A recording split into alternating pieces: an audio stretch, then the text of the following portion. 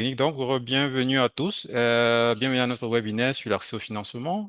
Aujourd'hui, nous allons aborder le sujet pourquoi votre entreprise agricole a-t-elle besoin d'un plan d'affaires? Alors, pour ce jour, qu'est-ce qui nous attend? En termes d'agenda, nous avons déjà l'introduction. Nous aborderons une présentation du collègue et son dispositif. Et puis, nous verrons pourquoi devrions-nous avoir un plan d'affaires. Ensuite, nous aborderons la question essentielle sur à quoi ressemble un plan d'affaires bancable, car la bancabilité appelant un accès au financement. Donc, nous verrons cette problématique-là. Nous aborderons ensuite les bonnes pratiques et les défis courants liés à la rédaction d'un plan d'affaires, encore appelé business plan. Voilà. Et enfin, nous ferons un résumé et une présentation des prochaines étapes et la session sera clôturée naturellement par la phase des questions-réponses où nous nous ferons devoir de répondre aux questions que vous avez, comme je l'ai dit, posées dans la session Q&R. Alors, en guise d'introduction, je vais inviter Monsieur Laté à nous présenter c'est quoi le Goliath et quel est son dispositif d'intervention. Donc, Monsieur Laté. Merci beaucoup, Claude. Bonjour, bonjour à tous. Une fois encore, soyez les bienvenus donc à ce webinaire. Donc, je suis la TTT. Je suis du COLID, notamment du département accès au financement. Et j'ai le plaisir donc de co-animer avec Claude ce webinaire. Euh, Comme il a dit dans mon intervention, je vais rapidement vous présenter un peu le COLID, ce que nous faisons, mais aussi donc les objectifs donc de ce webinaire. Le COLID, entendez Comité de liaison entrepreneuriat agriculture. Donc, c'est une association à but non lucratif du secteur privé dédiée donc au développement du secteur agricole en travaillant donc notamment au renforcement des capacités des acteurs du secteur privé. Notre mission, c'est de favoriser la contribution du secteur agricole à l'atteinte des objectifs durables. Le COLID, qu'est-ce que c'est? Le COLID, c'est d'abord et avant tout un réseau. C'est un réseau et en même temps, c'est aussi une boîte à outils pour les acteurs du secteur agricole. Boîte à outils en ce sens que nous fournissons une assistance technique, mais aussi des formations à travers nos différentes plateformes dédiées, mais aussi des outils et les itinéraires techniques, les guides de protection des cultures, les études de marché, etc. Donc, différents supports qui permettent donc à nos partenaires bénéficiaires de pouvoir se faire former et renforcer leurs capacités. C'est aussi un réseau de plus de 500 membres à travers 50 pays. Et donc, nous sommes un écosystème depuis 50 ans qui travaille depuis 70 ans, qui emploie aujourd'hui plus de 80 personnes réparties dans 4 bureaux à travers le monde. Nous nous appuyons également sur un réseau de 1200 experts qui nous aident donc sur différentes thématiques, sur différents sujets sur lesquels nous travaillons donc avec nos partenaires bénéficiaires. Nos principaux bailleurs donc, sont l'Union européenne, l'OACP, l'OACP, et ce webinaire est justement organisé dans le cadre donc, du programme Fit for Market financé par l'Union européenne. Cela étant dit, donc revenons donc concrètement donc sur le sujet qui nous intéresse aujourd'hui, qui est la question de l'accès au financement. Nous savons tous que l'accès au financement constitue un énorme défi pour les acteurs du secteur agricole. Ça fait plusieurs années que je travaille là-dessus et c'est une question qui revient à chaque fois. Et le COLID a pris sur lui donc de pouvoir travailler justement sur la question et depuis plusieurs années donc accompagne les micros, les petites les PME dans leur quête donc à accéder au financement externe. Comme vous le savez peut-être, pour un entrepreneur, pour les entrepreneurs que vous êtes, ou bien que vous allez peut-être pour certains parmi vous bientôt devenir, euh, pour pouvoir avoir accès au financement, il y a un certain nombre de prérequis. Il y a un certain nombre de conditionnalités qui sont demandées et ça prend un peu de temps. Ça prend tout un trajet de formation, de renforcement de capacités, des documents qu'il faut mobiliser pour pouvoir être prêt et être en mesure donc justement de rencontrer un potentiel bailleur de fonds. Et parmi donc les documents qu'il faut peut-être préparer pour pouvoir vraiment rencontrer donc un potentiel bailleur, il y a naturellement le modèle d'entreprise qu'il faut valider. Il y a aussi le plan d'affaires, mais aussi et surtout le plan financier qui fait souvent défaut à certains, la plupart des entrepreneurs. Et à la fin, donc, une fois qu'on a ces documents-là, il faut après maintenant aussi identifier donc un potentiel bailleur vers qui se diriger pour pouvoir avoir accès au financement. Et comme vous pouvez l'imaginer, tout le monde n'a pas le même niveau de maturité. Il y en a qui sont au début, il y en a qui sont encore un peu plus avancés que d'autres. D'autres, par contre, sont un peu vers au niveau de la maturité.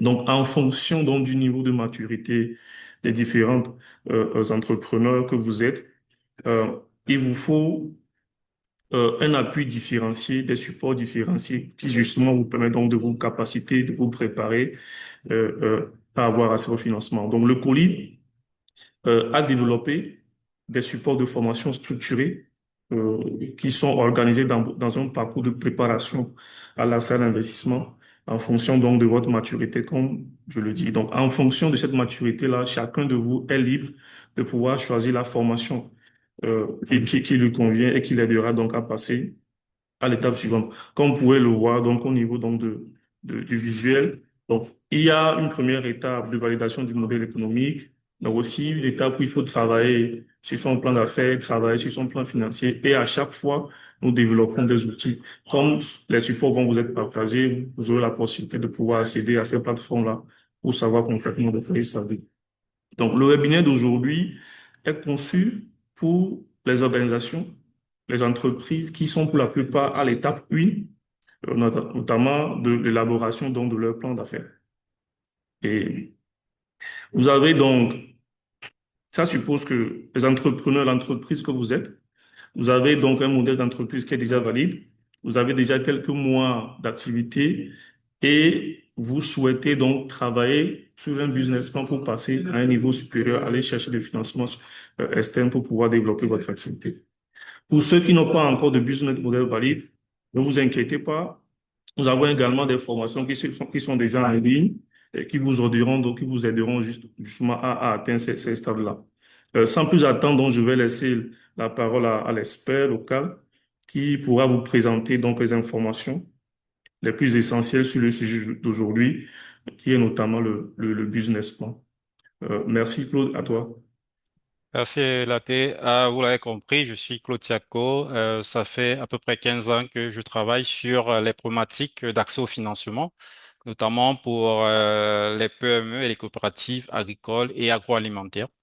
Donc, je travaille aussi sur les questions de conseil et gestion stratégique des entreprises. Donc, je suis très honoré de pouvoir échanger avec vous autour de ce webinaire sur une problématique qui est très cruciale dans la question d'accès au financement. Donc, dans le cadre de déroulé de ce webinaire, désolé encore pour le souci technique, nous achevons ici comme ça la présentation de l'introduction où on vous a présenté c'est quoi Goliath.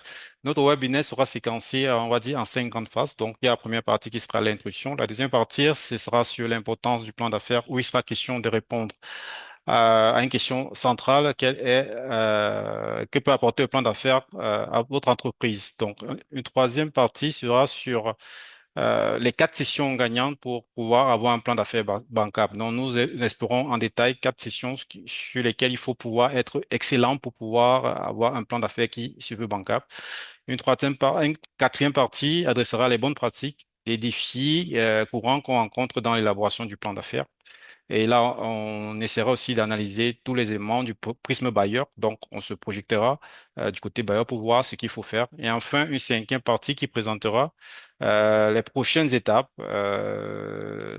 Voilà, quelles seront les prochaines étapes après ce webinaire.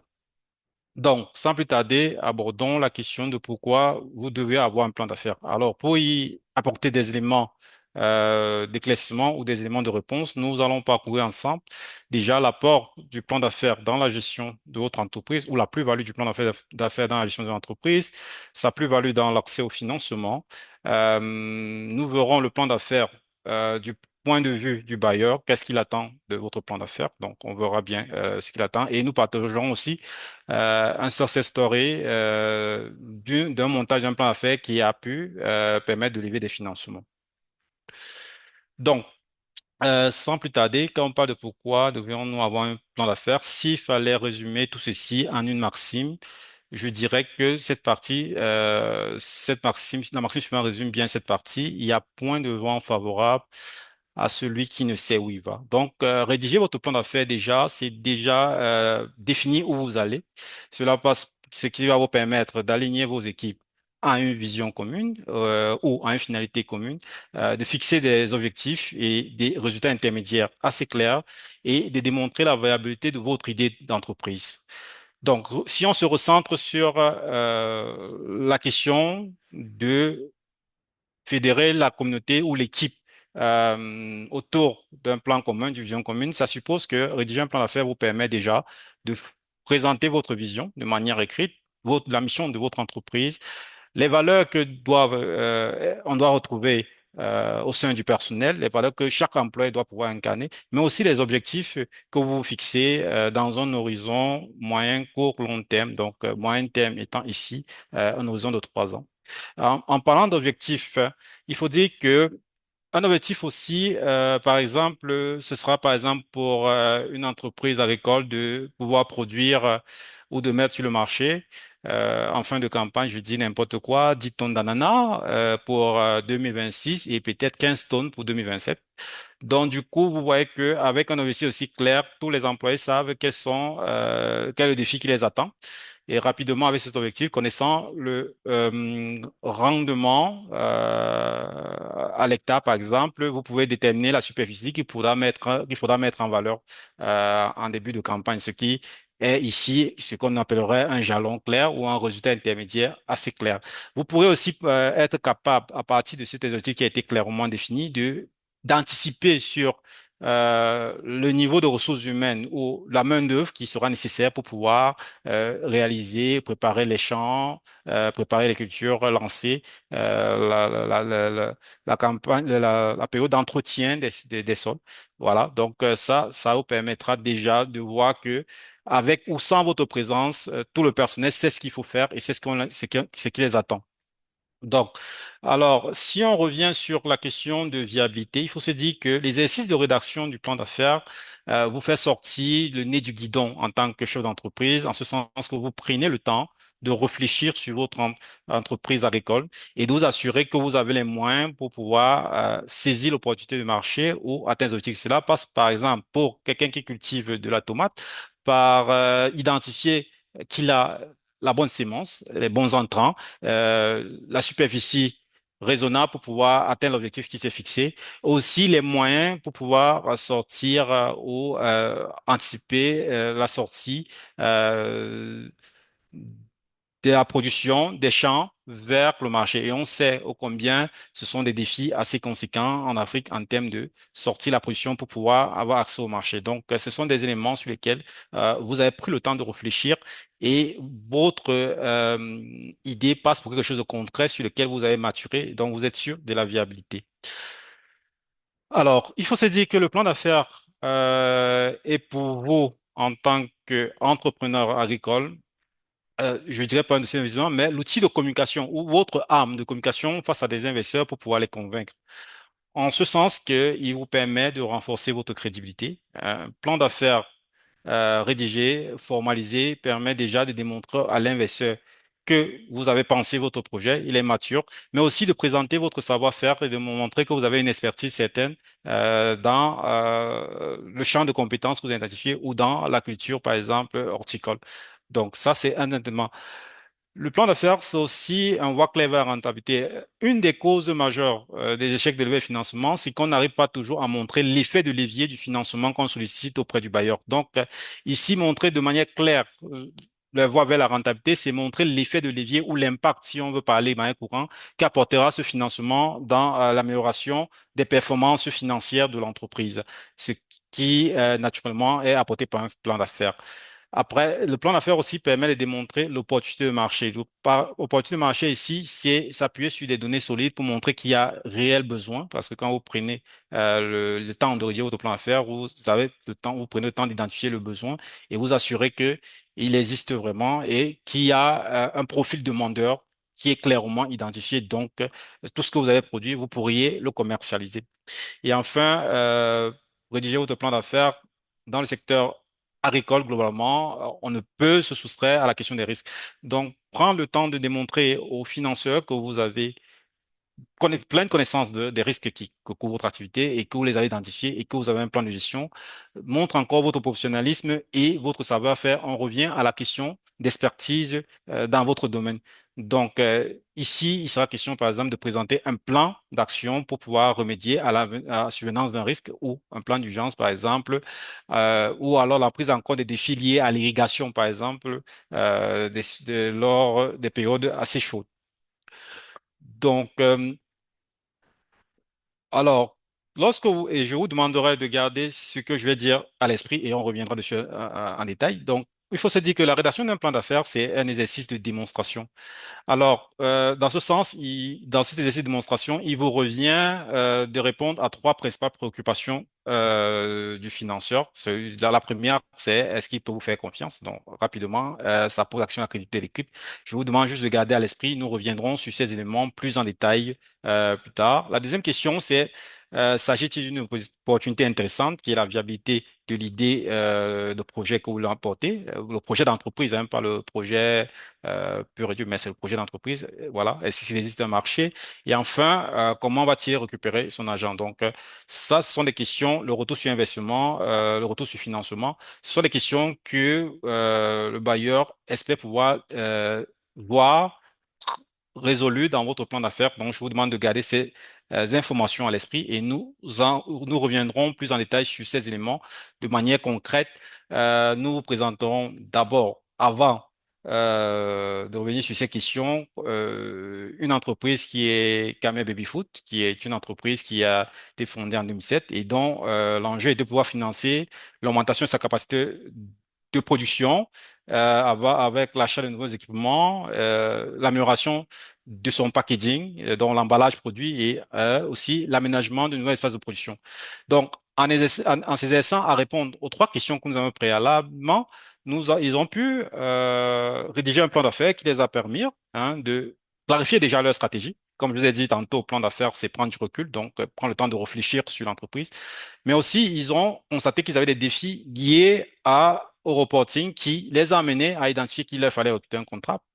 Vous imaginez très bien que la question du comptable est fortement liée à l'ajustement financier qu'il y a eu. Donc, ils ont pu lever un financement de 104 255 euros au lieu de 81 387 euros. Vous comprenez bien qu'il y avait des éléments et c'était plus des éléments liés aux besoins en fonds de roulement qui devraient être évalués. Donc, le défi des documents comptables s'est vite présenté et ça a permis à l'entreprise de s'ajuster. Après, ils ont proposé un plan d'action pour le financement établi, c'est-à-dire la feuille de route, comment ils allaient utiliser ces fonds, ce qui a permis de convaincre un bailleur qui a financé l'entreprise à un taux annuel de 5%, c'est-à-dire pour un remboursement de 4,5 ans. C'est-à-dire comparativement au taux bancaire qui va souvent au-delà de 10% et des autres. Les autres taux connus, vous comprenez bien qu'un taux de 5% n'est que bénéfique pour l'entreprise. Et ça, c'est le résultat d'un plan d'affaires solide qui a permis à l'entreprise de mieux se structurer, de faire face à ces défis et de mobiliser les partenaires pour pouvoir avancer. Donc, ceci étant dit, à quoi ressemblerait ce plan d'affaires bancable là? Comment on s'y est pris pour pouvoir arriver à ce résultat ou comment s'est pris la chef d'entreprise pour arriver à ce résultat? Cela vous l'apporte à notre deuxième session. Donc, nous verrons les quatre, comme je l'ai dit, les quatre grands blocs du plan d'affaires gagnant et nous verrons aussi des pistes de réflexion. Alors, quand vous rédigez un plan d'affaires, je vous ai dit tantôt, rappelez-vous que c'est un exercice de démonstration où vous racontez une histoire et dont l'enjeu est de convaincre votre financeur. Et à ce sens, vous avez, on va dire, quatre grandes parties. Déjà, la première partie qui présente votre vision et l'équipe. Et la question auquel il faudra répondre, c'est celle de pourquoi est-ce qu'il peut vous faire confiance. Donc, cette partie vous permet, rappelez-vous des trois questions, de bien rassurer le bailleur qui peut vous faire confiance. Alors, la deuxième session, c'est celle qui tourne sur les opportunités et le deuxième bloc, c'est sur les opportunités.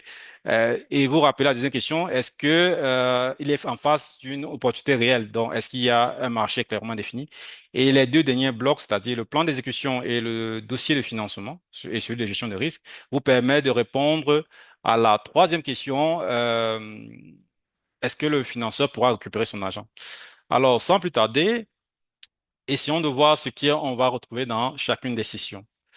Alors, d'abord, dans la première section, on a, on va dire, trois parties. Le résumé exécutif, ça, c'est la partie qui est, comme je vais dire, la vitrine de votre plan d'affaires. Il faut se dire qu'il faut se donner le temps de le rédiger en une page. Ça doit être la synthèse de tous les éléments, tous les arguments forts qui permettent de démontrer que c'est vous le candidat à sélectionner par le financeur. Donc, c'est un argument très dissuasif. À la fin de la lecture de ce résumé exécutif, le financeur doit savoir ce que vous voulez et pour faire quoi et qu'est-ce qui sera attendu comme impact ou effet de levier de ce que vous avez demandé. Après, il y a ce qu'on appelle la description de l'entreprise. Dans la description de l'entreprise, il s'agit pour vous de présenter l'entreprise déjà où est-ce qu'on trouve, où se localise votre entreprise, quelle est l'histoire, d'où venez, quel est votre parcours entrepreneurial. C'est ça qui va permettre de montrer votre expérience. Quelles sont les différentes étapes qu'a pu traverser l'entreprise, d'où vient l'idée de l'entreprise. Et si vous avez gagné, par exemple, des concours entrepreneuriaux dans le secteur, n'hésitez pas à les mettre là-dedans qui permet de démontrer que vous avez déjà pu franchir ou réaliser des défis assez conséquents. Il sera aussi question aussi de fixer vos objectifs à moyen et long terme ici, c'est-à-dire où est-ce que vous allez. Donc, de fixer par exemple, on parlait de pour la production d'ananas récemment, c'est-à-dire cette année on veut faire par exemple 10 tonnes, l'année prochaine on veut faire d'ici 5 ans. Je sais pas moi, 20 tonnes qu'on veut pouvoir exporter sur le marché international. Et enfin, il faudra présenter l'organisation d'équipe. Alors, l'organisation d'équipe, c'est qui? C'est pouvoir présenter déjà les leaders de l'organisation, la gouvernance, comment elle est structurée, pouvoir démontrer que au sein de votre entreprise, l'organisation, le pouvoir de décision est assez bien reparti et aussi présenter le top management en termes de ceux qui vont pouvoir conduire l'entreprise au quotidien. Alors, ici, il faut faire attention à un élément fondamental, c'est celui de la continuité d'activité si le leader n'est pas là. Donc, à chaque fois, pour essayer de démontrer que vous n'êtes pas le seul à pouvoir conduire le projet, mais derrière vous, il y a il y a une équipe qui peut conduire le projet avec des compétences certaines. La deuxième section, c'est sur l'analyse du marché. C'est-à-dire qu'il faudra pouvoir présenter le marché. Et là, il faudra vous appuyer sur des données concrètes telles que le volume d'exportation, par exemple, des mangues de votre pays vers l'Europe et aussi le besoin qui est identifié en termes de demande. Et là, vous pourriez démontrer, par exemple, qu'il y a un gap entre l'offre et la demande qui permet de démontrer clairement pour la position de demande qu'il y a un marché à pouvoir adresser. Et ici, après, vous pourrez présenter la description produit. Ici, une fois que vous avez présenté le marché dont le besoin, la description produit doit pouvoir démontrer que le produit présente toutes les caractéristiques qui permettent à répondre aux besoins que vous avez pu identifier.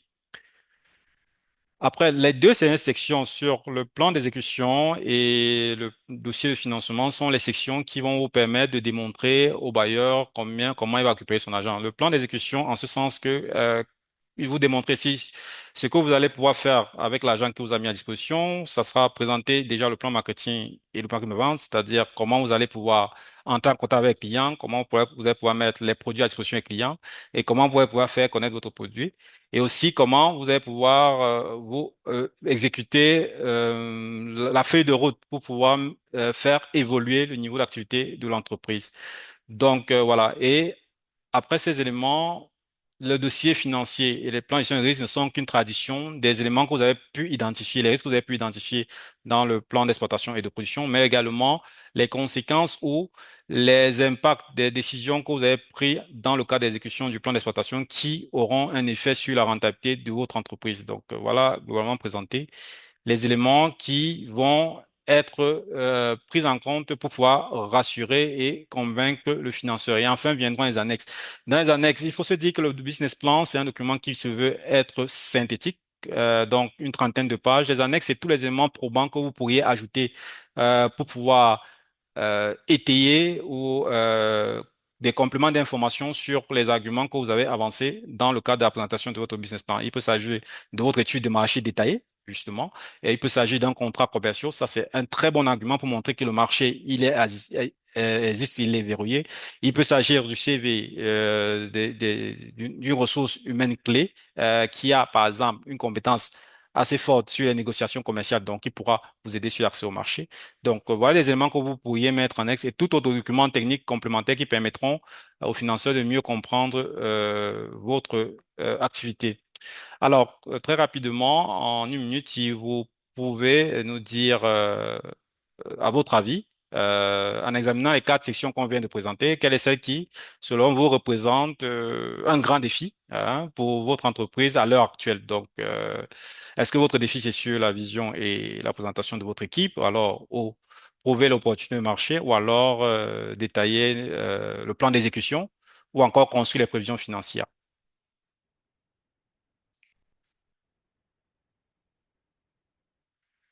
Alors, pendant que vous écoutez le chat, on va passer aux bonnes pratiques et défis courants très rapidement. En termes de bonnes pratiques, quelles sont les bonnes choses à mettre en œuvre quand vous rédigez un plan d'affaires et les choses à éviter?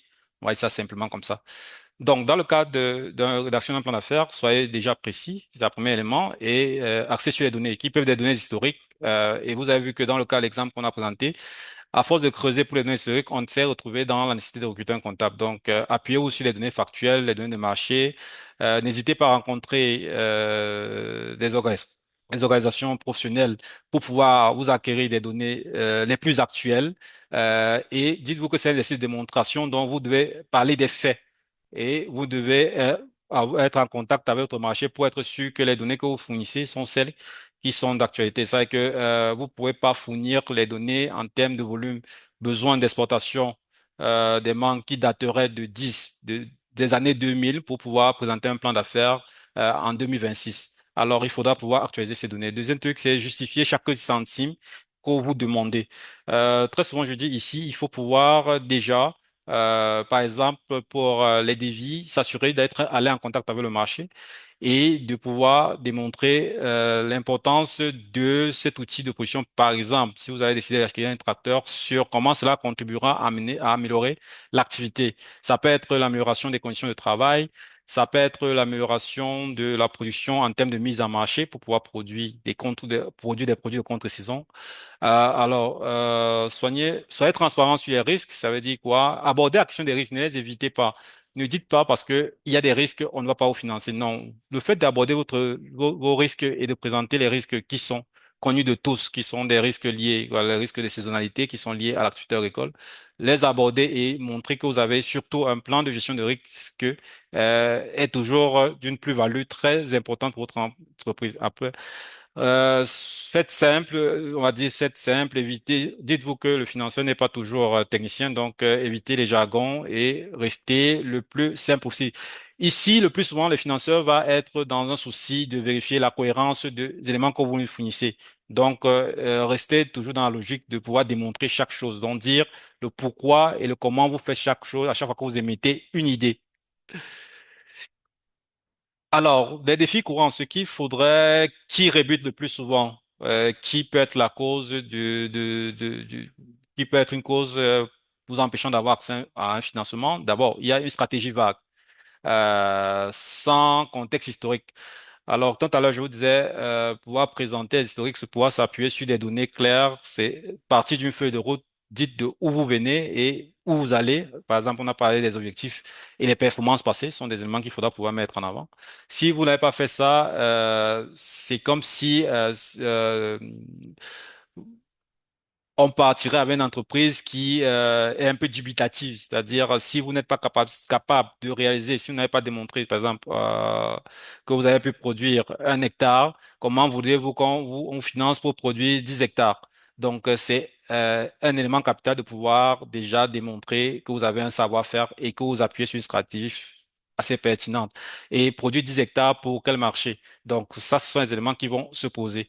Donc, déconnecter du plan de la réalité. Le plus souvent, s'assurer, je vous ai parlé des exemples tout à l'heure, des données historiques qu'il faudrait pouvoir prendre. C'est vrai, il faut pouvoir collecter des données pour étayer votre plan d'affaires, mais s'assurer qu'elles sont à jour. Donc, c'est pour ça que je vous ai dit tantôt qu'on ne pourrait prendre une information qui date de 2000 pour pouvoir étayer l'existence d'un marché en 2026, par exemple, sur un plan d'affaires.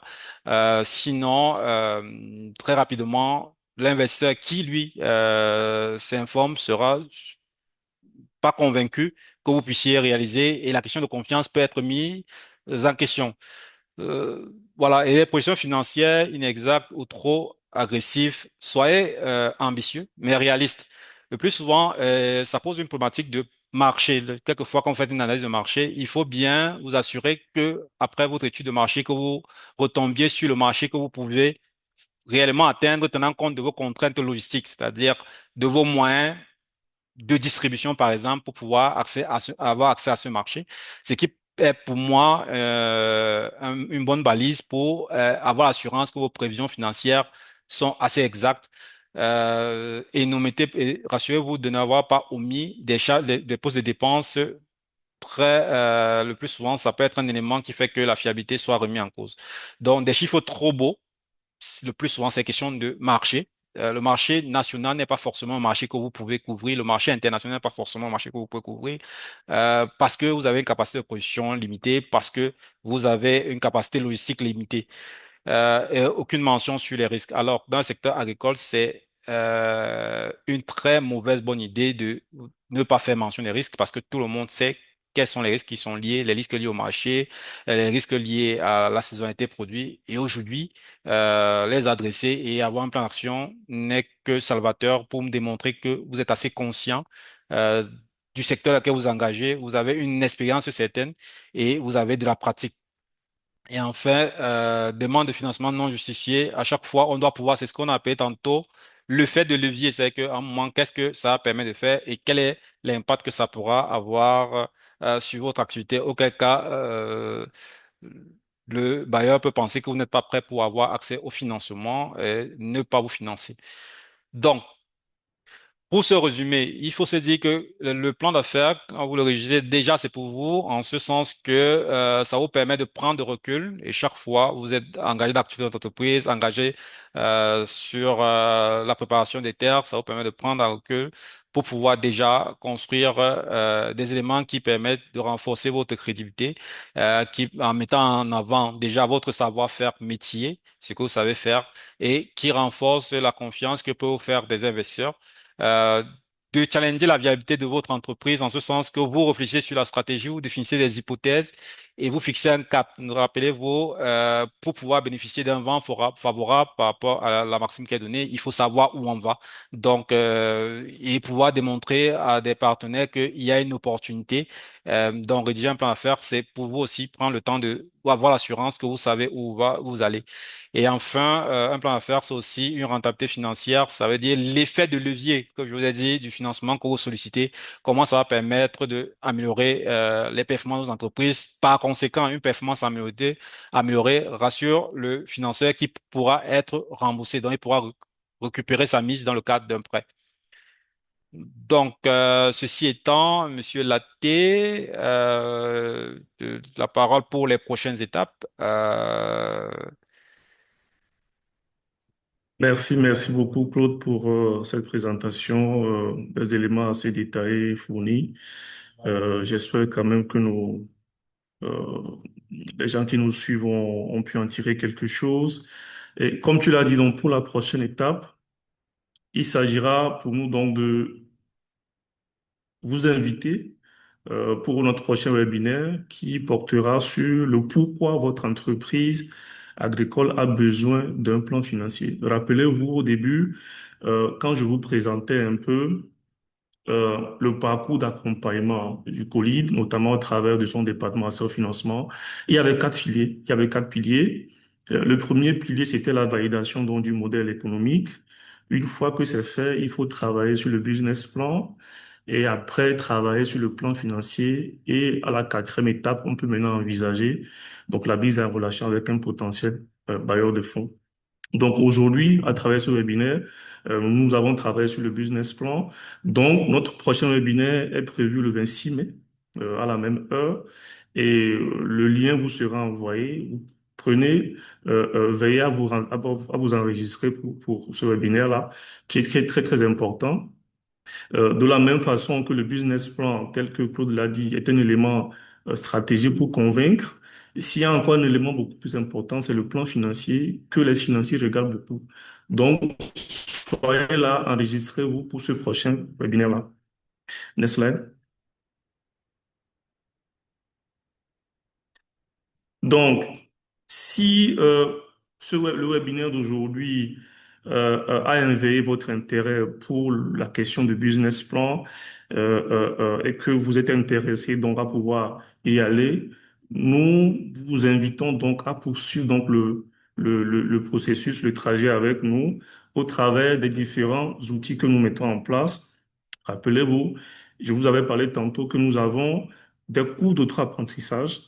Donc, c'est des parcours de formation qui sont développés, qui vous permettent, en fonction de votre niveau de maturité, du niveau de maturité de votre activité, de vous inscrire à votre rythme, d'apprendre et de renforcer progressivement vos capacités.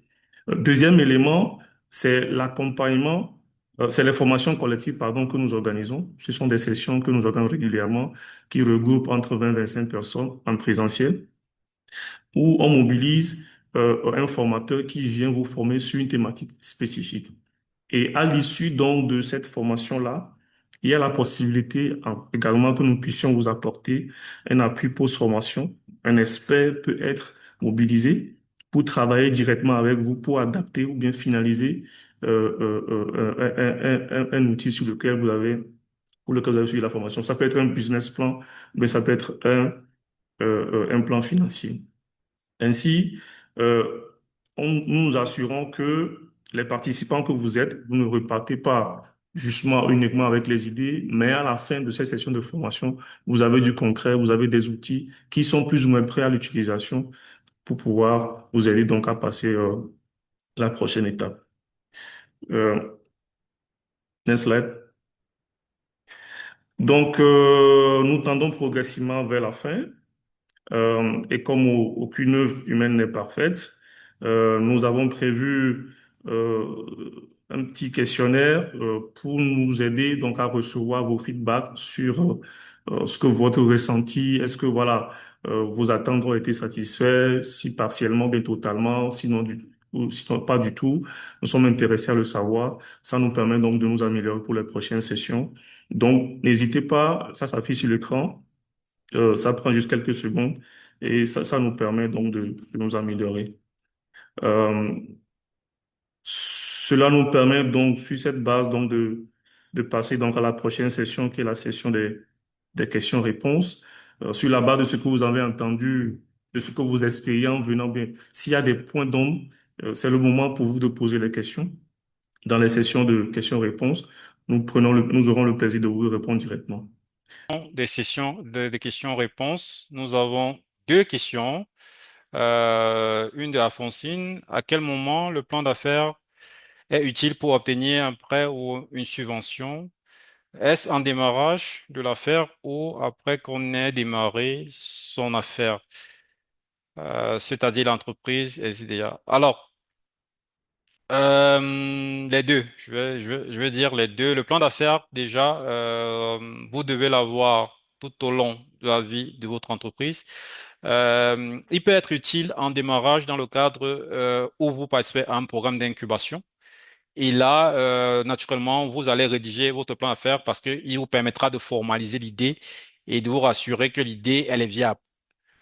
En phase de développement, on va dire ça comme ça, vous allez démarrer votre entreprise. Le plan d'affaires ici, une fois que vous avez démarré, c'est quelles sont les prochaines étapes, quels sont les prochains objectifs, quels sont les prochains défis que je vais pouvoir réaliser parce que pour atteindre ma vision. Parce qu'il faut se dire, gérer son entreprise, c'est un parcours de vie. Donc, pouvoir encore formaliser son plan d'affaires à ce niveau va être très utile pour convaincre que une fois passé la phase de démarrage, je sais exactement où je vais et voici pourquoi j'ai besoin du financement. Voilà les réalisations que je pourrais faire et voilà les hommes sur lesquels je vais m'appuyer pour pouvoir réaliser ce projet-là. Donc, c'est pour ça que je dis à tout moment. Et moi, je recommande même tous les 3 ans que vous fassiez un plan d'affaires, même pour vous-même, pour pouvoir vous-même réfléchir sur quelles sont les prochaines étapes, quels sont les prochains caps au-delà de l'achat de financement. Il faut se dire, ce qu'il ne faudrait pas faire, c'est rédiger un plan d'affaires exclusivement quand vous avez besoin de financement.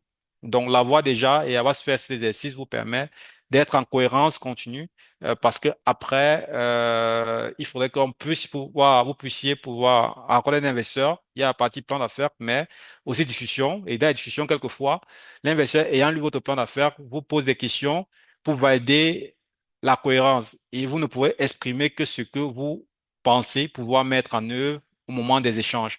Et quand ça s'aligne avec ce que vous avez écrit dans votre plan d'affaires, c'est au plus qu'important pour pouvoir convaincre l'investisseur que vous êtes la personne qu'il faut parce que vous l'avez pensé à 3 heures du matin, vous parlez. Voilà, donc c'est ce que je pourrais dire sur la première question. La deuxième question de Lou.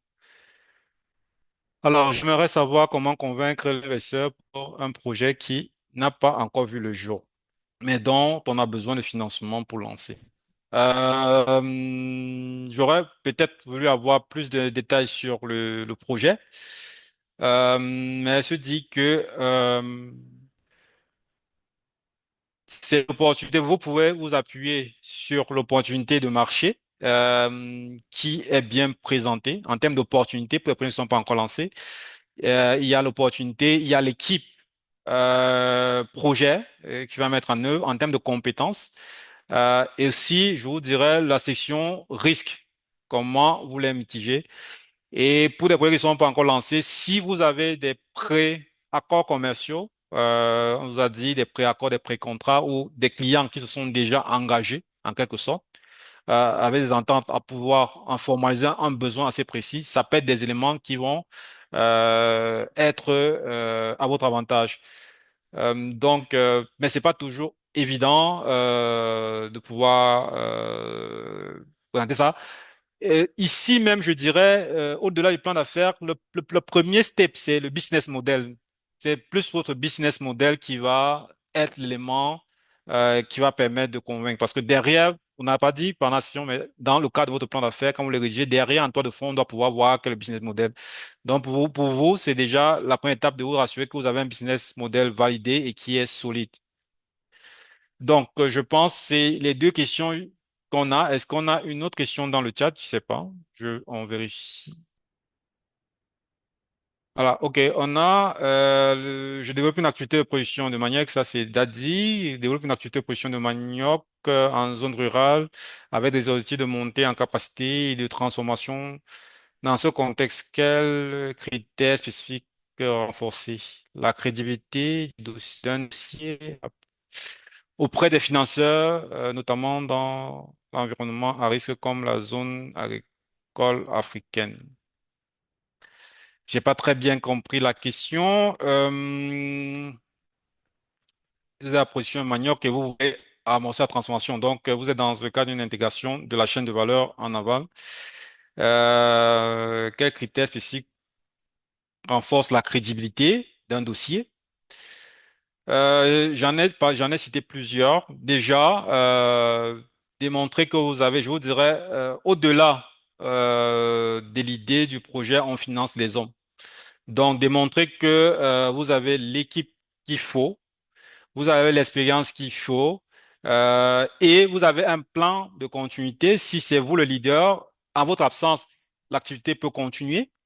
On n'a pas besoin de vous forcément pour pouvoir pérenniser l'activité. Peut être un élément qui va renforcer la crédibilité et surtout que vous avez une planification financière robuste et un plan de gestion de risque, on ne le dira jamais assez. Donc, je, je pense que le prochain webinaire sur la planification financière peut être un élément qu'il faudra regarder. Oui, est-ce qu'il est toujours utile d'avoir un plan d'affaires? Oui, il est toujours utile d'avoir un plan d'affaires, même en l'absence de besoins financiers, ça vous permet de savoir où vous allez. Et dites-vous qu'une opportunité comme un programme de développement qui s'installe, vous ne savez jamais quand ça va être adressé à votre filière. Avoir un plan d'affaires, c'est pouvoir anticiper et pouvoir se préparer à la saisie d'opportunités de financement, par exemple. Comme je disais, il y a point de vente favorable à celui qui ne sait où il va. Euh,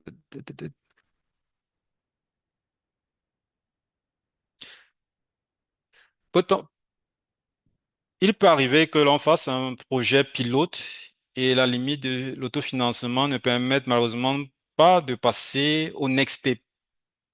C'est tout l'intérêt de faire un plan d'affaires et de fixer le cap pour les prochaines étapes, je dirais. Tout simplement, besoin de se faire guider pour finir ses idées. Est-ce que l'on est bienvenu aussi sur la formation? La formation, elle s'adresse à tout le monde. Comme vous a dit, il y a plusieurs parcours. Donc, idéalement, vu que vous avez une phase pilote, ça veut dire que vous avez un business model à valider. Donc, ça pourrait être une thématique que je vous recommanderais rapidement pour pouvoir être sûr que votre phase pilote vous permettra de capitaliser des enseignements que vous avez pu identifier en l'exécutant. Donc, la formation s'adresse aussi à vous. Elle s'adresse aussi à ceux qui ne sont qu'à la phase d'idée.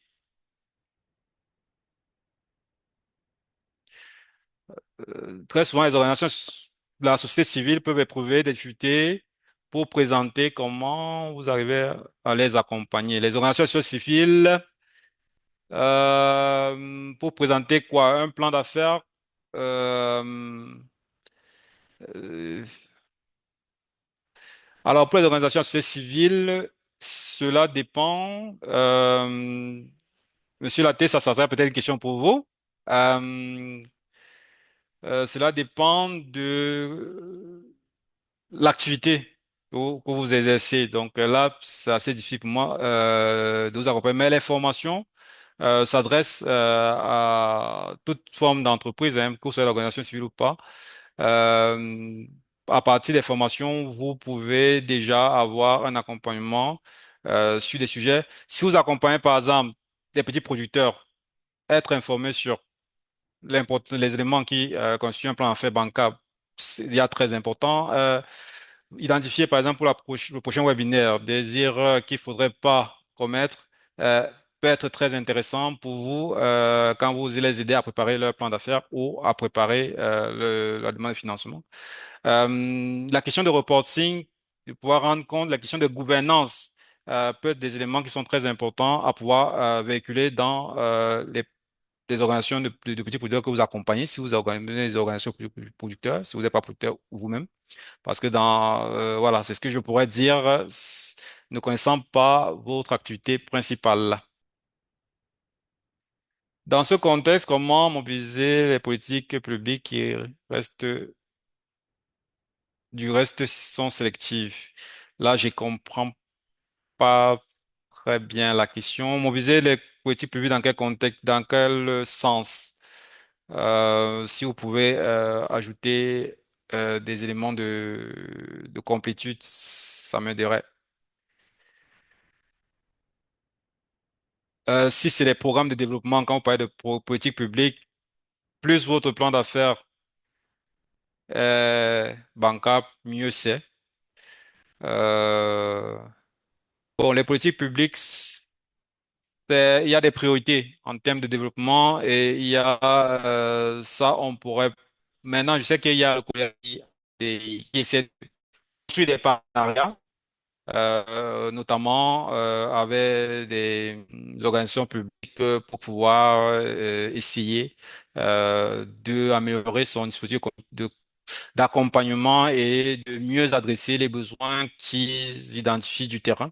Je sais qu'il y a une politique de construction des partenariats et des alliances dans le cadre de l'accompagnement des entrepreneurs du secteur agricole et agroalimentaire dans les pays de l'ACP. Voilà, donc c'est ce que je pourrais ajouter. Ah oui, il y a une question qui est arrivée là dans le business model est-il différent du plan d'affaires? Oui, le business model est différent du plan d'affaires. Le business model, c'est un peu, comment je vais dire, euh, c'est un document qui permet de s'assurer que vous allez pouvoir mettre en musique un ensemble de leviers, notamment pour pouvoir atteindre une cible, c'est-à-dire vous allez pouvoir identifier des partenaires, vous allez pouvoir identifier un canal, des canaux de communication. Vous avez une proposition de valeur que vous comptez mettre sur le marché et vous allez identifier qui sera le consommateur de cette proposition de valeur. Le plan d'affaires, lui, il va venir détailler de manière plus euh, littéraire comment chaque levier du business model, par exemple, on a dit le plan marketing et de vente va mobiliser un membre du business model qui est celui des canaux de distribution, par exemple. Euh, il va pouvoir mobiliser un élément du business model qui est celui de faire connaître le produit. Euh, et après, quand vous avez présenté le produit, il faut, dans le business model, par exemple, vous allez pouvoir, il y a un élément où on va vous dire quelle est la proposition de valeur, c'est-à-dire quelle est la solution que vous apportez, quel est le problème du client que vous allez pouvoir résoudre. Et après, le business plan va vous permettre de montrer comment la mobilisation de l'ensemble des ressources de l'entreprise va vous permettre de résoudre ce problème.